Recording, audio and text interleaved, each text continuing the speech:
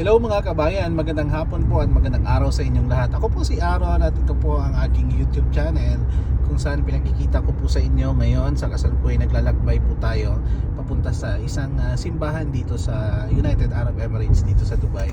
Tayo po ngayon ay magsisimba at ito po pinakikita ko po sa inyo kung gaano kaganda ba yung Dubai. Ayan. Sa mga susunod pong pag-upload ko ng video, may mga kwento po tayo ng ating mga kababayang OFW na kung saan ibabahagi nila sa atin ang mga kwento ng kanilang buhay dito sa ibang bansa at paano nga ba sila nakasurvive, paano yung kanilang buhay dito. Yan. Kaya naman samahan nyo po ako.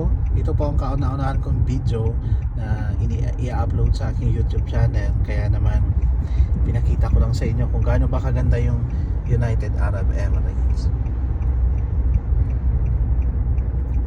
What is the building? This is Wabi Mall.